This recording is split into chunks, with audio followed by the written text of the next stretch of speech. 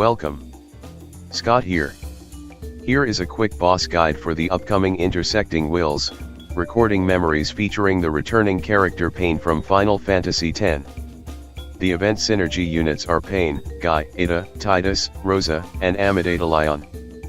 Paine's FR and Burst will be making its debut with her FR Echo boards. Tidus will be returning with his FR and Burst. Unfortunately, he does not get any FR Echo upgrades. We will be fighting 2 Zio, which has 150 million HP each. The turn requirement is 60. The HP requirements is 10,000. Before I continue further, here is a small disclaimer clause for the video. The guide is written based on the time that the event was released for the Japanese version. Please do note that it is possible that the boss fight mechanics might differ when the actual event is released in global. Like most other Shinryu fights, the boss gains increased brave damage and gain resistances at start of the fight and 79% HP threshold. Bringing a support like Lunafreya, Charlotta, Aerith, Ramza, Yuna, Iroha, Pernello, Garnet, Sarah, or Selpha that grants damage boosting aura will make your fight easier. As the boss gains substantial boost to their defenses with the auras, it is important to inflict debuffs that lower their defenses. On the screen I have listed down the key utility that you can consider when forming your party for this fight. To deal force weakness, you need to use a melee FR which cleanse debuffs and dispel buffs. The only FR that meets the criteria is the featured FR Echo unit Paine. Looking at the force gauge properties, it is noted that the boss has fast force gauge charging and it will raise its force gauge when your party members takes an action. To avoid the penalties imposed by the boss force time, most JP players race the charging with force chargers and activate their force time before the boss activate theirs. At the following HP thresholds, start of the fight and 49% HP threshold, the boss will gain 8 framed buffs and inflict 6 framed debuffs at your party. The debuffs will bypass debuff evasion. To handle the buffs, you can either dispel them with dispellers. Examples of FR units that have dispel utility are Sid Reigns, Ferris, Seymour, and Beatrix. Sarah can also dispel with her S1, but it is only limited to 2 debuffs. After dispelling the buffs, you can totally shut down the subsequent thresholds by either blocking the boss buff slots with 8 framed debuffs or prevent them buffing with buff negation utility. Units that offer buff negation are Aerith with her Seal Evil debuff, which also works with her LDCA or BT units like Ash and Vincent.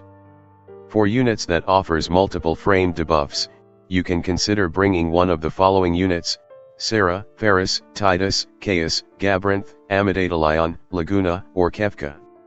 To cleanse the debuffs, you can go with debuff cleansers like Yuna, Mog, Pernello, or the upcoming FRBT unit Bald here.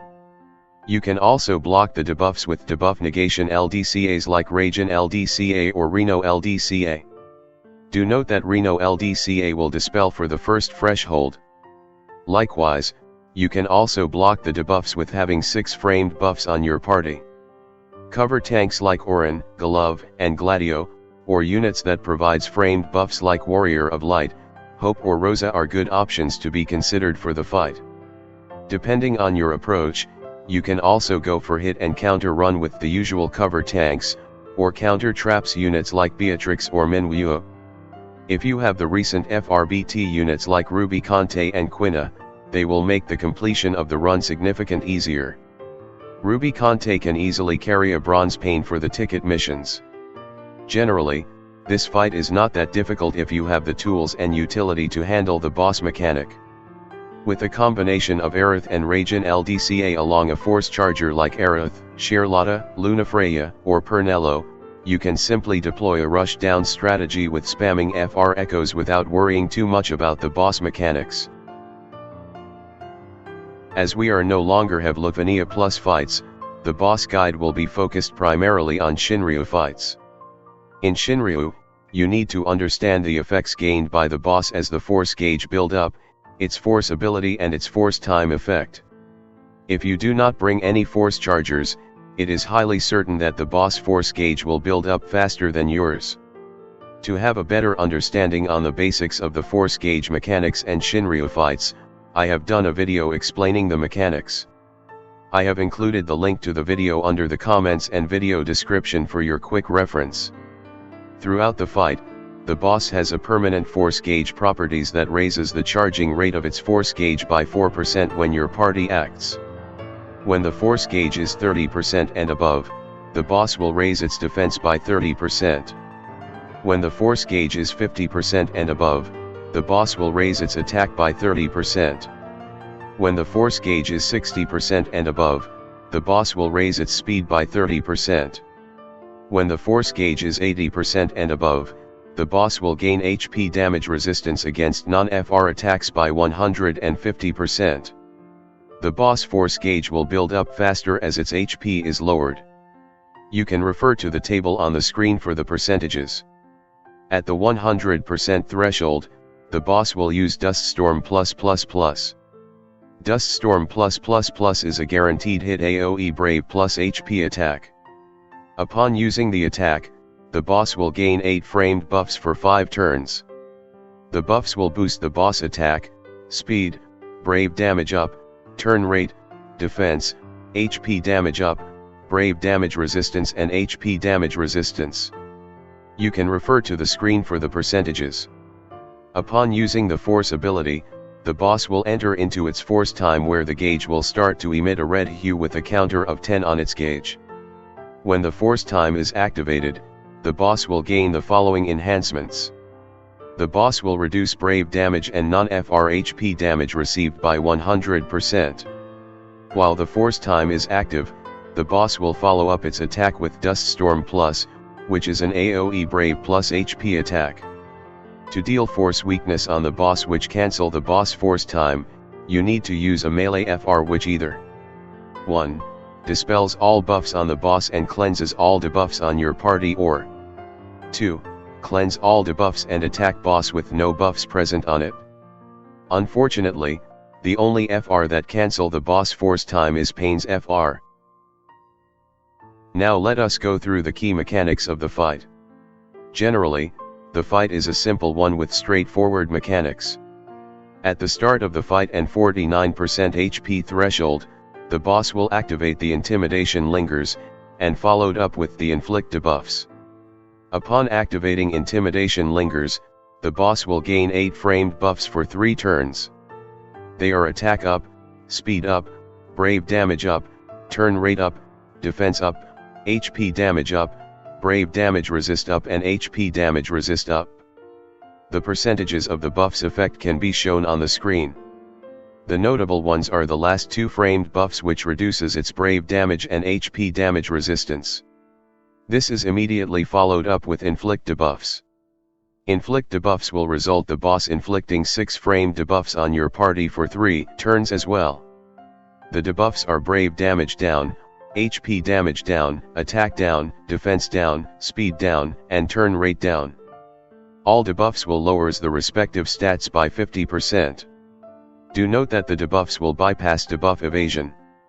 As mentioned earlier, you can totally negate these mechanics by using the combination calls of Aerith LDCA to negate the buffs and Ragin LDCA to negate the debuffs. As these calls has limited time duration, the best strategy is rush down the boss with launch, delay, and abuse follow-up attacks. To remove the debuffs, instead of wasting a call to cleanse, you can consider spamming A to wither down the debuff's duration when the boss inflicts those pesky debuffs at the start of the fight. You can prevent the buffing with either using buff negation utility like Aerith Seal Evil, Ash, or Vincent BT Aura. Likewise, you can dispel all the buffs and load up 8 framed debuffs to prevent the boss from buffing themselves. At the 89% and 19% HP threshold, there is a threshold triggers mechanic which will depends on the buffs on the boss and debuffs on the party. If the boss has a buff present and your party has a debuff present, the boss will enter reached peaked intimidation. This is followed by an AoE HP attack that reduces all your party HP to 30% and heal the boss HP by 30 million. If you do not meet the 2 conditions together that I have mentioned earlier, the following condition enemy inflicted with debuffs will trigger instead. The boss will apply 3 frame debuffs on itself, which lowers its attack, defense, and speed by 80% for 1 turn. Take advantage of that and you will have an easier time in completing the fight. Like most boss fights, the boss has a standard attack rotation. When it is targeting a single target, it will use Arrow Plus, which is a single target wind elemental magic brave attack. When it is targeting all, it will use Dust Storm, which is an AoE magic brave plus HP attack. If the boss is buffed and it is targeting all, the boss will use Dust Storm Plus instead. Dust Storm Plus is also an AoE magic brave plus HP attack, but with strong brave potencies and more brave hits. The boss will also use this attack as a follow-up attack during its force time. When the boss brave is higher than its initial brave, be careful for an incoming headbutt HP attack. Now, I have covered all about the fight mechanics. Let's proceed to talk about the featured FRBT unit, Paine. Before I end the guide, let me cover a bit on the new FRBT unit, Paine. Generally, Paine does not have a lot of changes to her kit other than getting more HP attacks and buffs upgrade. Firstly, let me cover on her force ability. Her force ability will deal a guaranteed hit AoE brave plus HP attack, which cleanses all debuffs from your party and dispel all buffs from the boss.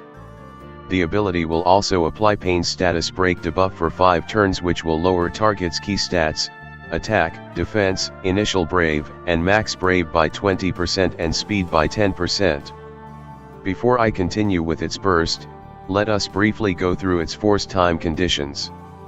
1. Attack the enemy that inflicted with status break debuff will increase the HP damage bonus by 20%. Other than her FR, Paine can reapply this debuff easily with her S1. 2. Having an active stage-based buff or special buff will increase HP damage bonus by 30% during your force time. Units with special overhead buff or stack level buffs pairs well with Paine. If the unit don't have a stacked level buffs or overhead, you can make use Redia LDCA or Garland LDCA for that. 3. When the total number of party buffs and enemy debuffs are at least 10, you will get 30% HP damage on the turn. To meet this condition, you just need to stack your buffs and inflict debuffs on the enemy. Paine has a complex full throttle mechanic, where your party position matters on the effect of her auras. I will discuss more on this in the next slide.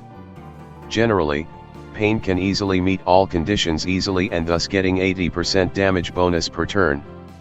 You can also abuse this with supercharging for a whooping 110% on turn if the charger has stacked based buff and there are 10 buffs or debuffs present. Other than its generic HP damage bonus condition, the FR offers great utility with its AoE dispel and debuff cleansing. Okay, we are done with her FR, let us talk about her BT and full throttle mechanic. To assist on my explanation regards her full throttle and BT aura mechanic, I have done a summary slide that you can see on the screen. If you want to download the slide, you can check the video description or pinned comments for the link. Let us briefly recap on the full throttle mechanic. Firstly, let me draw your attention to bottom left of the screen. The rightmost slot will be slot 1. The middle slot will be slot 2. The leftmost slot will be slot 3. I will be referencing that as I discuss on the auras.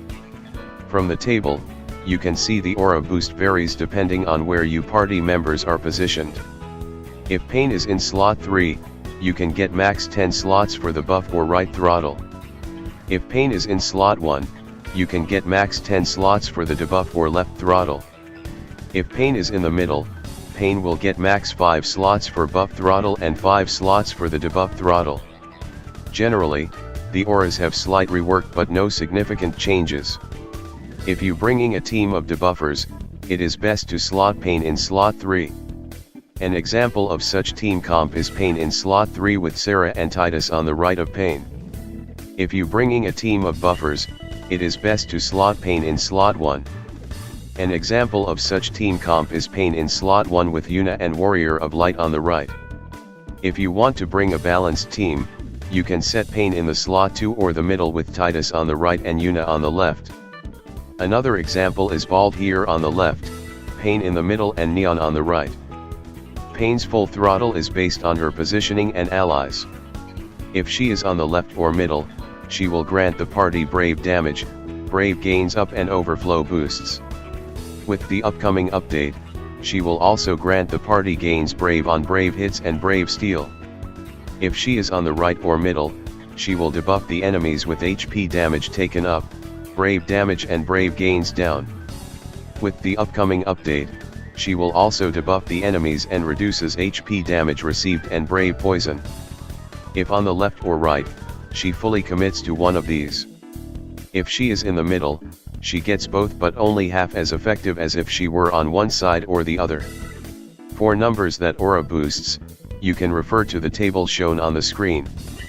Allies and calls raise her full throttle stacks depending on their placement, so party formation needs to take this information into account. Stacks will go up after 2 buffs or debuffs are applied. Paine keeps track, so if an ally grants 3 buffs, she will only raise 1 stack, but once another ally grants a buff, the second stack will raise, up until max limit. Her BT aura also grant a similar mechanism.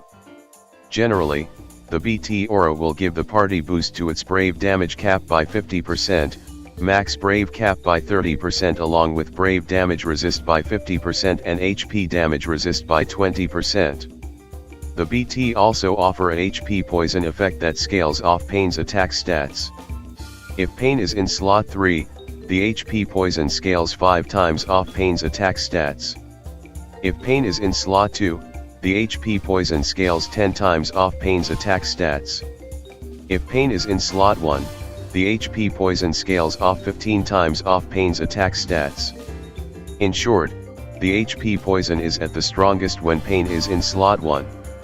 Other than the auras, the BT aura also offers buffing and debuff mechanics. Any allies on left of Paine will be able to inflict a debuff called Mute Wing for 1 turn duration, a HP silence debuff upon attacking the enemy. Reapplying the debuff can extend its duration. The max duration of the debuff is 99. The debuff duration will not downtick until the boss takes a turn. Any allies on the right of Paine will gain a stack of Pumice Feather, which does not have any buff duration. When the buff stack reaches 3, the following turn will be instant turn. After taking the turn, the buff will reset back to 1. You can go beyond the 3 stacks by having Paine or an ally on the right going through their BT phase to build up the stacks. The max stacks of Pumice Feather are 9. The buff will dispel automatically upon expiring of the BT aura.